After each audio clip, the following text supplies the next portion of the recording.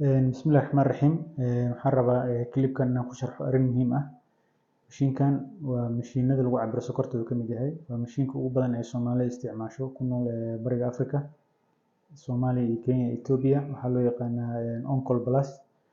Mashiinada noocan oo kale ah waxay ku shaqeeyaan wax loo yaqaano code chip. Code chipka waa bahal saas oo kale ah oo mar walba oo mashiinka ka dhamaado xabadaha ama miraha oo kuwan ay ku jiraan waxaa la geliyaa codekaas la geliyaa, waxaa laga geliyaa halkaas la geliyaa kan saas loo bixiyaa, waa meeshaas duleesha meeshaas la geliyaa.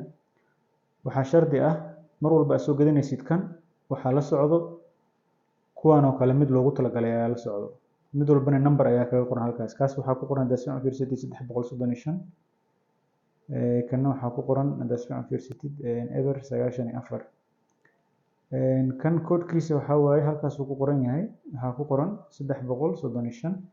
macnaheedu waxaa waaye kaas waxaa loogu talagalay inuu la shaqeeyo kan. haddii marka koodkiisa kood aan ahayn aad gelisid mashiinka ma kuu shaqeynayo, wuxuuna soo saarayaa wax qalad uu kuu soo saarayaa. marka saas loo geliyaa, marka saas loo geliyo kadib ayaa la isticmaalaa cabirka miraha caadiga oo halkaas ay ku jiraan. haddii marka aad kan asoo ku jira aad ku hilmaantid oo miraha ay ka dhamaadaan oo mid kale soo geeyatid oo koodkii hore ka duwan wato, waxay keenaysaa inay baasha ay ku soo sheegto xisaab qaldan.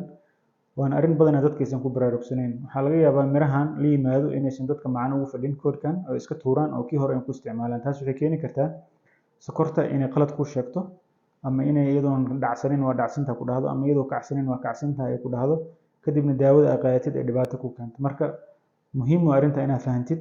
badanaan farmashiyaasha qaar ma sharxaan. marka haddaa isticmaashid saacadan ama saacadaha la midka ah oo isticmaalo code chipka wax loo yaqaano, mid walba aad soo gadatid koodkiisa la isticmaal, koodkii hore oo dhammaaday iska tuur. taasi waa muhiim. fadlan arrintan faafi, waxaa laga yaabaa inay qof badbaadiso noloshiisa. waa mahadsantihiin.